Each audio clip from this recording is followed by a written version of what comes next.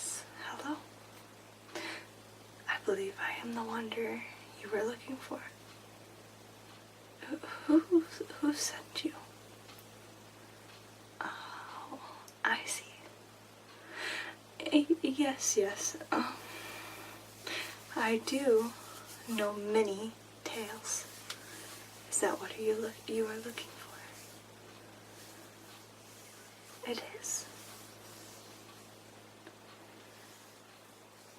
Well, you do know that may not come free, correct? Okay. If you wish to hear a tale of mine, then you better take a seat in this fine establishment. Yes, right there is fine. So, did you hear of something specific that you would like me to tell you?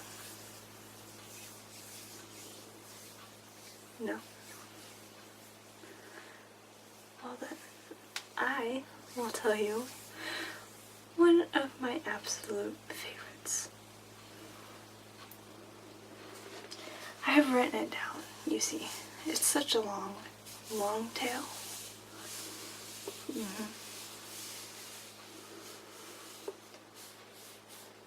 And I'm sure you have not heard of this one before. I'm serious. This one has many names, this tale.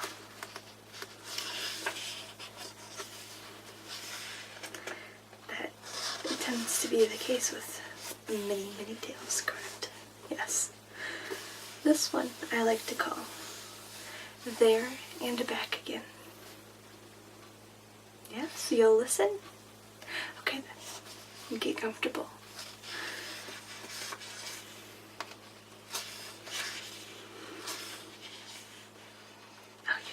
Many notes. No, you may not read them. Okay, here we go. Here is the tale. Are you ready? This is the first part. The first part is titled An Unexpected Party. In a hole in the ground there lived a hobbit. Not a nasty, dirty, wet hole, filled with the ends of worms and an oozy smell, nor yet a dry, bare, sandy hole with nothing in it to sit down on or eat. It was a hobbit hole, and that means comfort. It had a perfectly round door, like a porthole, painted green with a shiny yellow brass knob in the exact middle. The door opened onto a tube-shaped hall, like a tunnel.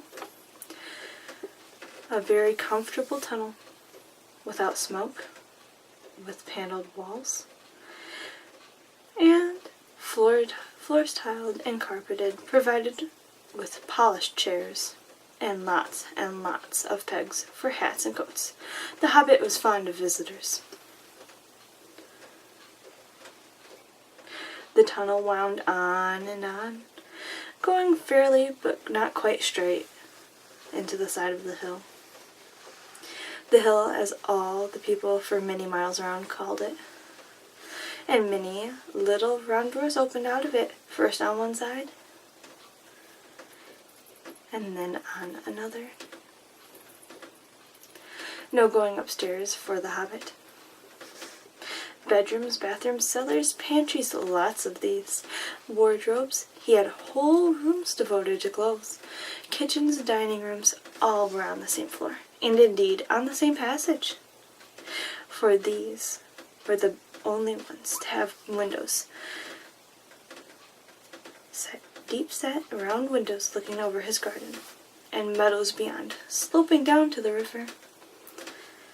This hobbit was a very well-to-do hobbit, and his name was Baggins. The Bagginses had lived in the neighborhood of the hill for time out of mind, and people considered them very respectable, not only because most of them were rich, but also because they never had any adventures or did anything unexpected. You could tell what a Baggins would say on any question without the bother of asking him. This is a story of how a Baggins had an adventure and found himself doing and saying things altogether unexpected. He may have lost the neighbor's respect, but he gained, well, you will see whether he gained anything in the end. Shall I continue? Okay. The mother of our particular hobbit. What is a hobbit? I suppose hobbits need some description nowadays, since they have become rare and shy of the big people, as they call us. They are, or were, a little people about half our height and smaller than the bearded dwarves. Hobbits have no beards.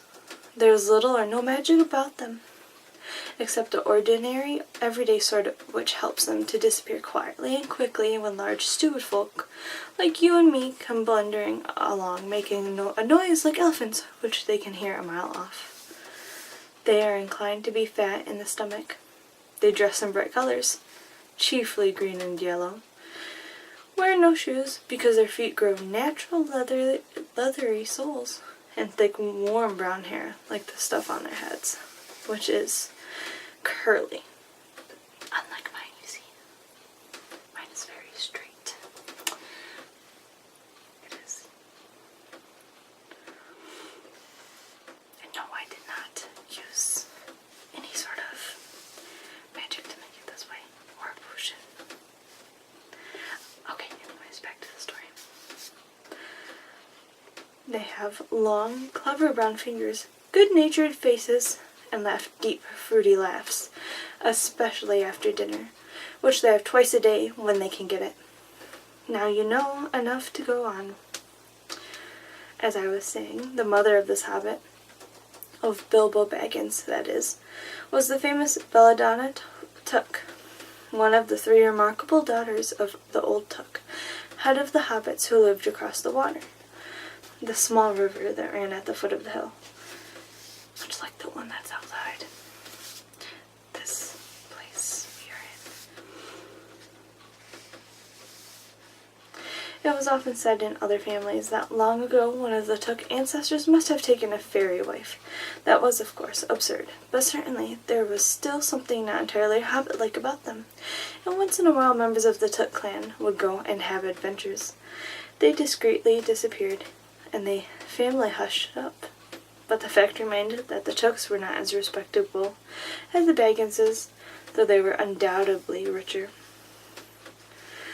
Not that Belladonna Took ever had any adventures after she became Miss Bungo Baggins. Bungo, that was Bilbo's father, built the most luxurious hovel for her, and partly with her money.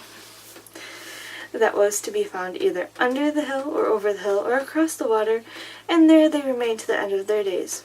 Still, it is probable that Bilbo, her only son, although he looked and behaved exactly like a second edition of his solid, comfortable father, got something a bit queer in his makeup from the Took side. Something that only waited for a chance to come out.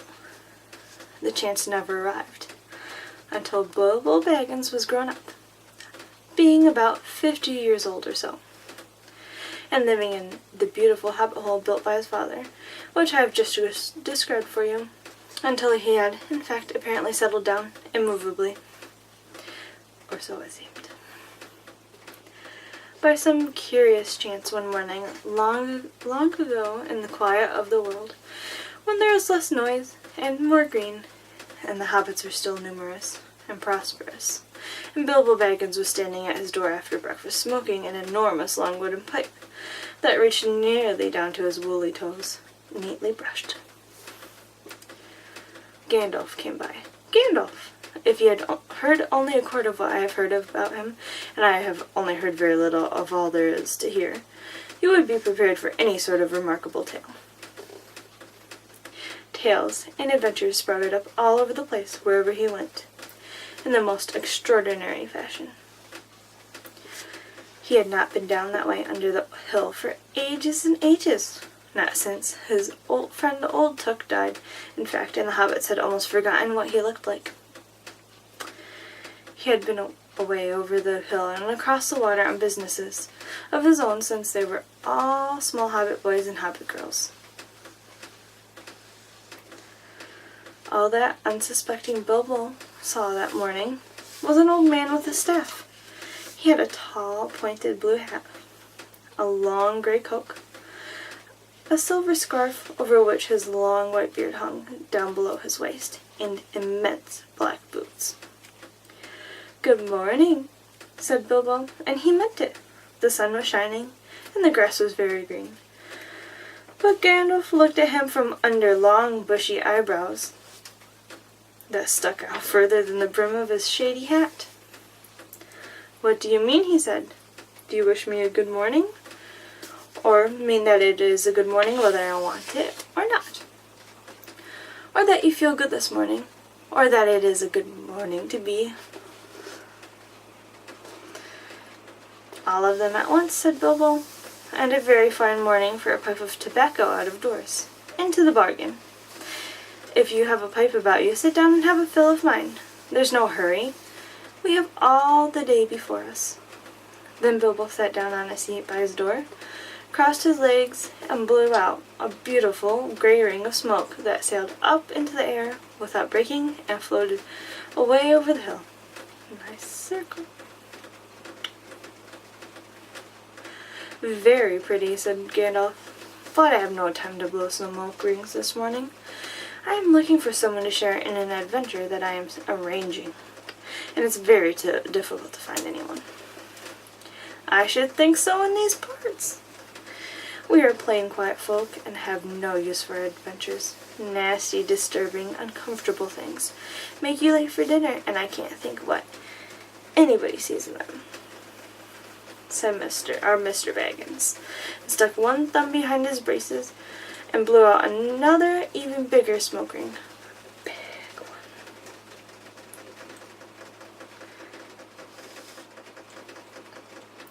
Then he took out his morning letters and began to read, pretending to take no more notice of the old man. He had decided that he was not quite his sort, and wanted him to go away, but the old man did not move. He stood leaning on his stick and gazing at the hobbit without saying anything, till Bilbo got quite uncomfortable, and even a little cross. "Good morning," he said at last. "We don't want any adventure here, thank you. You might try over the hill or across the water." By this he meant that the conversation was at an end. "What a lot of things you do use good morning for," said Gandalf. "Now you mean that you want to get rid of me, and that it won't be good till I move off." Not at all, my dear sir. Let me see. I don't think I know your name." Yes, my dear sir, and I do know your name, Mr. Bilbo Baggins, and you do know my name, though you don't remember that I belong to it. I am Gandalf, and Gandalf means me. To think that I should have lived to be good morning to by Belladonna Took's son, as if I was selling buttons at the door. Do you hear the rain? It started all of a sudden. You might as well stay for more of the story. Are you sure? Okay. I insist. Gandalf, good gracious me. Not the wandering wizard that gave Old Took a pair of magic diamond studs that fastened themselves and never came undone till ordered. Not the fellow who used to tell such wonderful tales at parties about dragons and goblins and giants and the rescue of princesses and the unexpected tale of widows' sons. Not the man that used to make such particularly excellent fireworks. I remember those. Old Took used to have them on Midsummer's Eve. Splendid. They used to go up like great lilies and snapdragons and laburnums of fire and hang in the twilight all evening. You will notice already that Mr. Baggins was not quite so prosy as he liked to believe. Also that he was very fond of flowers. Dear me, he went on, not that Gandalf was responsible for so many quiet lads and lasses going off into the blue for mad adventures. Anything from climbing trees to visiting elves or sailing ships, sailing to other shores. Bless me, life used to be quite you used to upset things badly in these parts once upon a time. I beg your pardon, but I had no idea you were still in business. Where else should I be? Said the wizard. All the same, I am pleased to find you remember something about me. You seem to remember my fireworks kindly, at any rate, and that is not without hope. Indeed, for your old grandfather Took's sake, and for the sake of poor Belladonna, I will give you what you asked for. I beg your pardon? I haven't asked for anything. Yes, you have. Twice now. My pardon, I give it to you. In fact, I will go so far as to send you on this adventure. Very amusing for me, very good for you, and profitable too. Very likely if you ever get over it. Sorry. I don't want any adventures. Thank you, not today. Good morning, please come to tea anytime you like. Why not tomorrow? Come tomorrow. Goodbye. With that, the hobbit turned and scuttled inside his round green door, and shut it as quickly as he dared, not to seem rude. Wizards, after all, are wizards. You best remember that. What on earth did I ask him to tea for, he said to himself, as he went to the pantry. He had only just had breakfast, but he thought a cake or two and a drink of something would do him good after his fright. Gandalf, in the meantime, was still standing outside the door, and laughing long but quietly. After a while he stepped up, and with the spike on his staff, scratched a queer sign on the hobbit's beautiful green front door. Then he stood away, just about the time when Bilbo was finishing his second cake, and beginning to think that he had escaped adventures very well. The next day he had almost forgotten about Gandalf. He did not remember things very well, unless he put them down on his engagement tablet like this. Gandalf tea Wednesday. Yesterday he had been too flustered to do anything of the kind. Just before tea time there came a tremendous ring on the front doorbell, and then he remembered.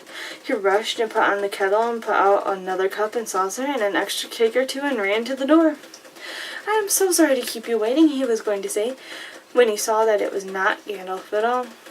It was a dwarf, with a blue beard tucked into a golden belt and very bright eyes under his dark green hood. As soon as the door was opened, he pushed inside just as if he had been expected. He hung his hooded cloak on the nearest peg and said, "Dwalin, at your service," he said with a low bow. "Bilbo Baggins at yours," said the hobbit, too surprised to ask any questions for the moment. When the silence that followed had become uncomfortable, he added, "I am just about to take tea. Pray come and have some with me." A little stiff, perhaps, but he meant it kindly. "And what would you do if an uninvited dwarf came and hung his things up in your hall without a word of explanation?" They had not been at table long. In fact, they had hardly reached the third cake when there came in another even louder ring at the bell. "Excuse me," said the hobbit, and off he went to the door. "So you have gotten here at last?" That was what he was going to say to Gandalf this time. But it was not Gandalf. Instead, there was a very old-looking dwarf on the step, with a white beard and a scarlet hood. And he, too, hopped inside as soon as the door was open, just as if he had been invited. "I see they have begun to arrive already," he said when he caught sight of Dwalin's green hood hanging up. He hung his red one next to it and said, "Balin, at your service," he said with his hand on his breast. "Thank you," said Bilbo with a gasp. It was not the correct thing to say, but "they have begun to arrive" had flustered him badly. He liked visitors, but he liked to know them before they arrived, and he preferred to ask them himself. He had a horrible thought that the cakes might run short, and then he, as a host, he knew his duties and stuck to it. However painful, he might have to go without. "Come along in and have some tea," he managed to say after taking a deep breath. "A little beer would suit me better, if it is all the same to you, my good sir," said Balin with the white beard, "but I don't mind some cake. Seed cake, if you have any." "Lots," Bilbo found himself answering, to his own surprise, and he found himself scuttling off, too, to the cellar to fill a pint beer mug, and then to a pantry to fetch 2 beautiful round seed cakes, which he had baked that afternoon for his after-supper morsel. When he got back, Balin and Dwalin were talking at the table like old friends. As a matter of fact, they were brothers. Bilbo plumped down the beer and the cake in front of them, when a loud ring at the bell again, and then another ring. Gandalf for certain this time, he thought as he puffed along the passage. But it was not. It was 2 more dwarves, both with blue hoods, silver belts, and yellow beards, and each of them carried a bag of tools and a spade. In they hopped. As soon as the door began to open, Bilbo was hardly surprised at all. "What can I do for you, my dwarves?" he said. "Killy at your service," said the one. "And Filly," added the other, and they both swept off their blue hoods and bowed. "At yours and your families," replied Bilbo, remembering his manners this time. "Dwalin and Balin are already here, I see," said Killy. "Let us join the throng." "Throng," thought Mr. Baggins. "I don't like the sound of that. I really must sit down for a minute and collect my wits, and have a drink." He had only just had a sip in the corner, while the 4 dwarves sat around the table and talked about mines and gold and troubles with the goblins, and the depredations of dragons, and lots of other things which he did not understand, and did not want to, for they sounded much too adventurous, when ding-dong-a-ling-ding, his bell rang again, as if some naughty little hobbit boy was trying to pull the handle off. "Someone at the door," he said, blinking. "Some 4, I should say, by the sound," said Filly. "Besides, we saw it coming along behind us in the distance." The poor little hobbit sat down in the hall, and put his head in his hands, and wondered what had happened, and what was going to happen, and whether they would all stay to supper.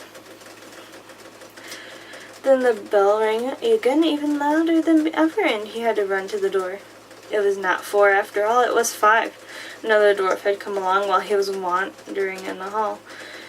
He had hardly turned the knob before they were all inside, bowing and saying, "At your service," one after another. Dori, Nori, Ori, Oin, and Gloin were their names. And very soon 2 purple hoods, a gray hood, and a brown hood. Oh, and a white hood. So many hoods. Were all hanging on the pegs, and off they marched with their broad hands stuck in their gold and silver belts to join the others. Already it had almost become a throng. Someone called for ale, and some for porter, and one for coffee, and all of them for cakes. So the hobbit kept very busy for a while. A big jug of coffee had just been set in the hearth. The seed cakes were gone, and the dwarves were starting on a round of buttered scones, when there came a loud knock. Not a ring, but a hard rat-tat on the hobbit's beautiful green door. Somebody was banging with a stick. Bilbo rushed along the passage, very angry and altogether bewildered and bewildered. This was the most awkward Wednesday he had ever even... Yes, I know. Sometimes it is difficult. Anyways, it was the most awkward Wednesday he had ever remembered. He pulled open the door with a jerk, and they all fell in, one on top of the other. More dwarves, 4 more! And there was Gandalf behind, leaning on his staff and laughing. He had made quite a dent on the beautiful door. He had also, by the way, knocked out the secret mark that he had put there the morning before. "Carefully, carefully," he said. "It is not like you, Bilbo, to keep friends waiting on the mat, and then open the door like a popgun. Let me introduce Bifur, Bofur, Bombur, and especially Thorin." "At your service," said Bifur, Bofur, and Bombur, standing in a row. Then they hung up 2 yellow hoods and a pale green one, and also a sky blue one with a long silver tassel. This last one belonged to Thorin, an enormously important dwarf. In fact, no one other than the great Thorin Oakenshield himself, who was not at all pleased at falling flat on Bilbo's mat with Bifur, Bofur, and Bombur on top of him. For one thing, Bombur was immensely fat and heavy. Thorin, indeed, was very haughty, and said nothing about service, but poor Mr. Baggins said he was sorry so many times that at last he grunted, "Pray don't mention it," and stopped frowning. Now we are all here, said Gandalf, looking at the row of 13 hoods, the best detachable party hoods, and his own hat hanging on the pegs. Quite a merry gathering. I hope there is something left for the latecomers to eat and drink. What's that? Tea? No, thank you. A little red wine, I think, for me. And for me, said Thorin. And raspberry jam and apple tart, said Bifur. And mince pies and cheese, said Bofur. And pork pie and salad, said Bomber. And more cakes and ale and coffee, if you don't mind, called the other dwarves through the door. Put on a few eggs, there's a good fellow, Gandalf called after him as the hobbit stumped off to the pantries, and just bring out the cold chicken and pickles. Would you like something to eat too? I mean, we are in a place that serves food.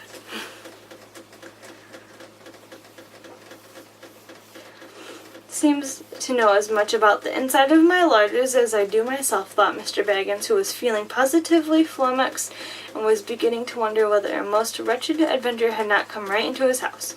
By the time he had got all the bottles and dishes and knives and forks and glasses and plates and spoons and things piled up on big trays, he was getting very hot and red in the face and annoyed. Confusticate and bebother these dwarfs, he said aloud. Why don't they come and lend a hand? Lo and behold, there stood Balin and Dwalin at the door of the kitchen, and Philly and Killy behind them, and before he could say knife, they had whisked the trays and a couple of small tables into the parlor and set out everything afresh. Gandalf sat at the head of the party with the 13 dwarves all around, and Bilbo sat on a stool at the fireside, nibbling at a biscuit. His appetite was quite taken away, and trying to look as if this was all perfectly ordinary and not in the least an adventure. The dwarves ate and talked, and time got on. At last they pushed their chairs back, and Bilbo made a move to collect the plates and glasses. I suppose you will all stay to supper, he said in his polite, unpressing tones. Of course, said Thorin, and after we shan't get through the business till late, and we must have some music first. Now to clear up. Thereupon the 12 dwarves, not Thorin, he was too important, and stayed talking to Gandalf, jumped to their feet and made tall piles of all the things. Off they went, not waiting for the trays, balancing columns of plates, each with a bottle on the top, with one hand, while the hobbit ran after them, almost squeaking with fright. Please be careful, and please don't trouble, I can manage. But the dwarves only started to sing. Chip the glasses and crack the plates. Blunt the knives and bend the forks, that's what Bilbo Baggins hates. Smash the bottles and burn the corks. Put the cloth and tread on the fat. Pour the milk on the pantry floor, leave the bones on the bedroom mat. Splash the wine on every door. Dump the crocks in a boiling bowl, pound them up with a thumping pole, and when you're finished, if any whole, send them down the hall to roll. That's what Bilbo Baggins hates, so carefully with the plates. And of course they did none of these dreadful things, and everything was cleaned and put away safe as quick as lightning, while the Hobbit was turning around and round in the middle of the kitchen trying to see what they were doing. When they went back and found Thorin with his feet on the fender smoking a pipe, he was blowing the most enormous smoke rings, and wherever he told one to go, it went up the chimney or behind the clock on the mantelpiece, or under the table, or around and around the ceiling. But wherever it went, it was not quick enough to escape Gandalf. Pop, he sent a smaller smoke ring from his short clay pipe straight through each one of Thorin's. Then Gandalf's smoke ring would go green and come back to hover over the wizard's head. He had a cloud of them about him already, and in the dim light it made him look strange and sorcerous. Bilbo stood and watched. He loved smoke rings. And then he blushed to think how proud he had been yesterday morning of the smoke rings he had sent up the wind over the hill. Now for some music, said Thorin. Bring out the instruments. Killy and Philly rushed for their bags and brought back little fiddles. Dory, Nori, and Ori brought out flutes from somewhere inside their coats. Bomber produced a drum from the hall. Bifur and Bofur went out too and came back with clarinets that they had left among the walking sticks. Dwalin and Balin said, Excuse me, I left mine in the porch. Just bring mine in with you, said Thorin. They came back with vials as big as themselves and with Thorin's harp wrapped in a green cloth.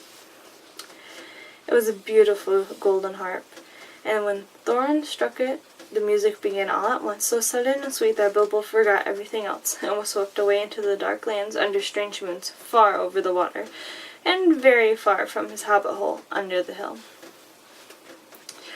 The dark came into the room from the little window that opened in the side of the hill. The firelight flickered. It was April, and they played on while the shadow of Gandalf's beard wagged against the wall.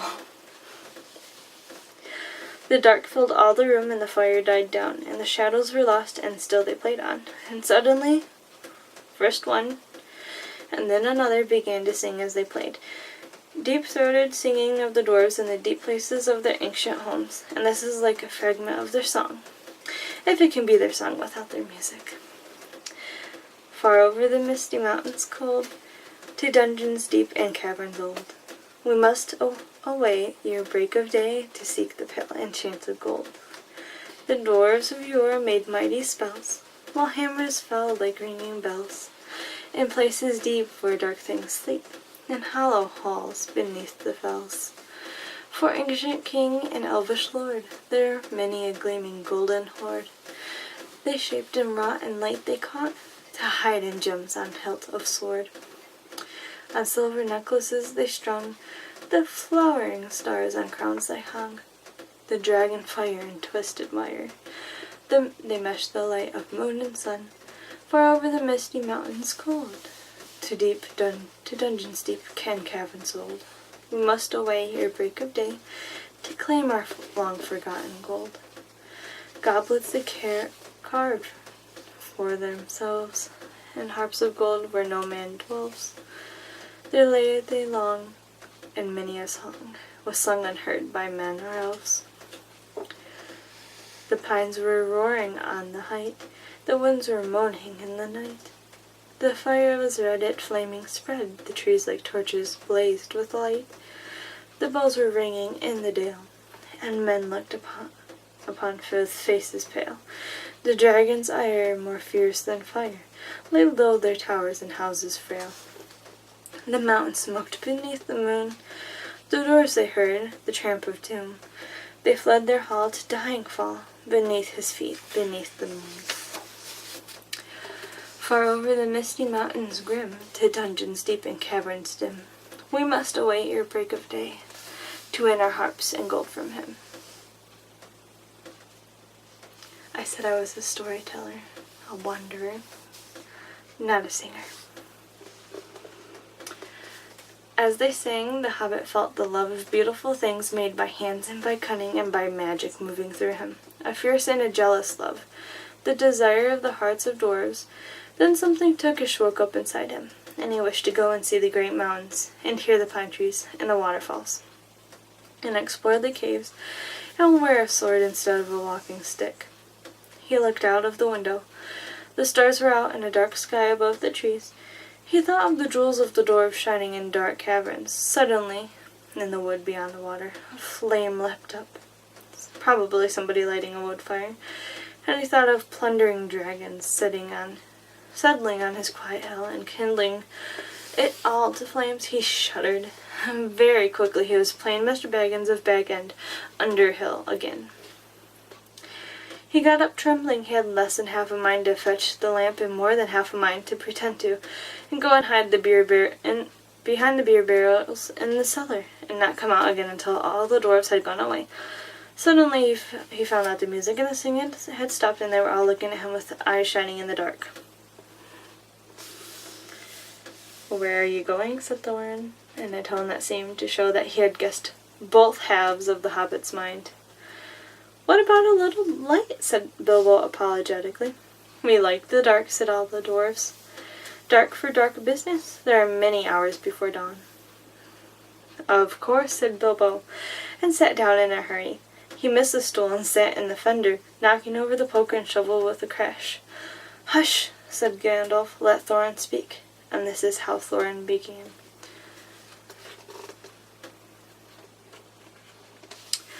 "Gandalf, dwarves, and Mr. Baggins, we are met together in the house of our friend and fellow conspirator, this most excellent and audacious hobbit.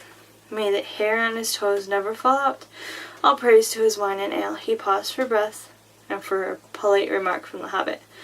But the compliments were quite lost on poor Bilbo Baggins, who was wagging his mouth in protest at being called audacious and, worst of all, fellow conspirator. Though no noise came out, he was so flummoxed. So Thorin went on. We are met to discuss our plans, our ways, means, policy, and devices. We shall soon, before the break of day, start on our long journey, a journey from which some of us, or perhaps all of us, except our friend and counselor, the ingenious wizard Gandalf, may never return. It is a solemn moment.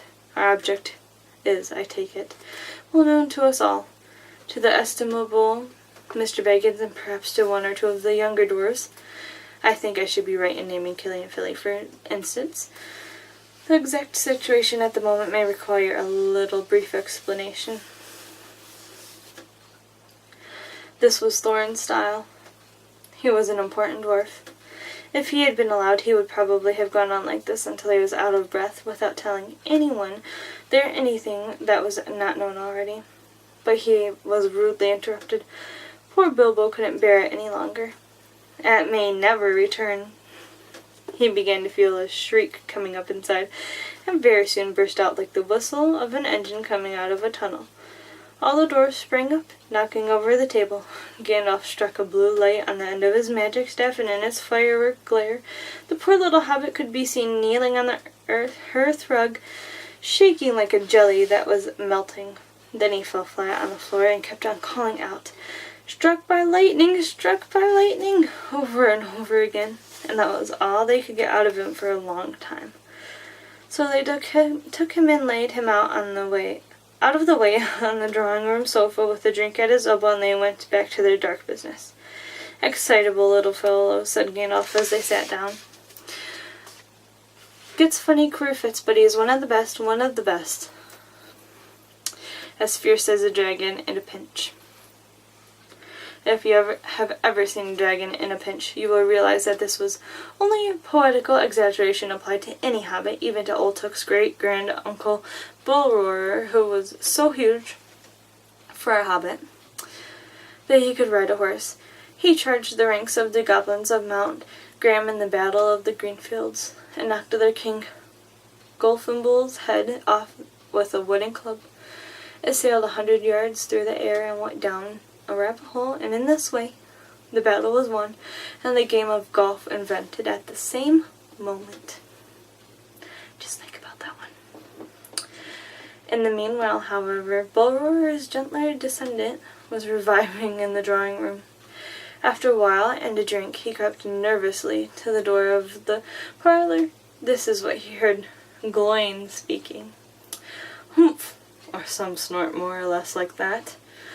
Will he do you think? It is all very well for Gandalf to talk about this hobbit being fierce, but one shriek like that in a moment of excitement would be enough to wake the dragon and all of his relatives, and kill all the lot of us. I think it sounded more like fright than excitement. In fact, if it had not been for the sign on the door, I should have been sure we had come to the wrong house. As soon as I clapped my eyes on the little fellow bobbing and puffing on the mat, I had my doubts. He looked more like a grocer than a burglar. Then Mr. Baggins turned the handle and went in. The Took side had one. He suddenly felt he would go without bed and breakfast to be thought fierce. As for little bobbing on the mat, it almost made him really fierce. Many a time afterwards, Bilbo Baggins regretted what he did now and said to himself, Bilbo, you were a fool. You walked right in and put your foot in it. And I think that is where I will be stopping for now. If you wish for me to continue, I think we should have some food and drink first. I am parched. Thank you for listening to my story.